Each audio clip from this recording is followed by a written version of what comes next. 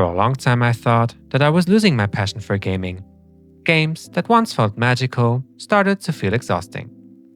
I didn't realize it at first, but modern AAA games were slowly draining me. Nowadays, they're either stuffed with endless bloat, full of predatory monetization practices, poorly optimized, or simply all of the above. For a long time, big gaming companies were able to get away with these practices. But as more and more time passes and one scandal chases the next, people finally start to wake up and see the modern gaming landscape for what it truly is: exhausting. In this video, I want to examine the reasons behind this feeling and the lessons I've learned from it. But for now, let's start in the past. For a long time, AAA was at the forefront of innovation in gaming. Big gaming companies prioritized fun and engaging gameplay with big and emotional stories. They took risks with new IPs and fresh ideas, and by doing so, were able to develop gaming itself into the giant it is today. But those glory days are long gone. Once gaming was established and in high popularity, something started to shift. Fun and entertainment started to take a backseat, and the main driving force behind game development became greed. In the past, we usually bought one physical game copy, and that's it. There were no additional costs, and the game was fully realized and finished. However, nowadays, we buy a game hoping that it's finished and that it doesn't fry our PC once we boot it up. Big gaming companies became lazy. With the rise of early access, it became somewhat of a norm that a game doesn't have to be finished or complete at launch. It can always be fixed later, if at all. And sadly, many players, including myself, fell for this practice for far too long. But the greed doesn't stop there. With the rise of online gaming, there came along another big source of long-time revenue: microtransactions. Companies like EA or Ubisoft are great examples for this.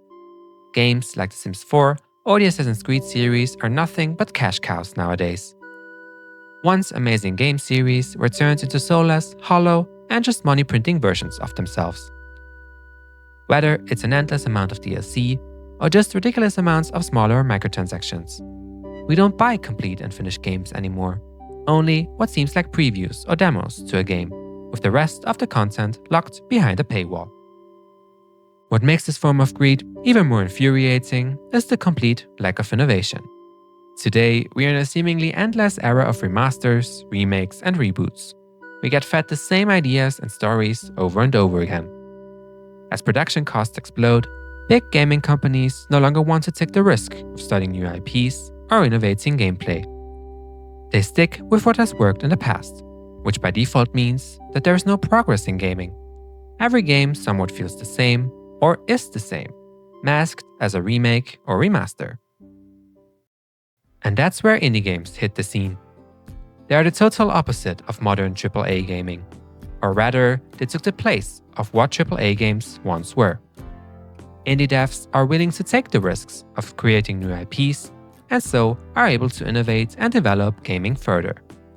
When making a game, they don't ask themselves, what will make the most money? They start with the question, what kind of game do I want to make, and how can I make it as fun as possible? Their budgets are usually much smaller, and their success as indie devs really relies on creating engaging, meaningful, and complete experiences. Games like A Short Hike, Neva, Vampire Survivors, or Balatro are great examples for this. That's where I recently started to shift my focus away from established AAA games to more niche and small indie games. As my time available for gaming has narrowed, I intentionally search for games that really respect this limited availability. I also stopped following the latest trends and big releases. I started to play games with much more intention, not just to pass time, but to intentionally and willingly immerse myself. I don't want anymore to feel constantly disappointed and misled by big marketing and false promises. And of course, not every AAA game is the same. There are some really good ones out there that don't do all those things I mentioned earlier. Games like Baldur's Gate 3, The Witcher, or Ghost of Tsushima come to mind. But the mainstream, unfortunately, tends to double down on those prior mentioned practices. But now I want to hear from you. How is your relationship with AAA gaming? And what's your opinion on the modern gaming landscape? Let me know in the comments down below. If you enjoyed this video, feel free to give it a like. It really helps. And if you like indie gaming and gaming discussions like this, consider subscribing. Thank you so much for watching. I'll see you next time. Take care.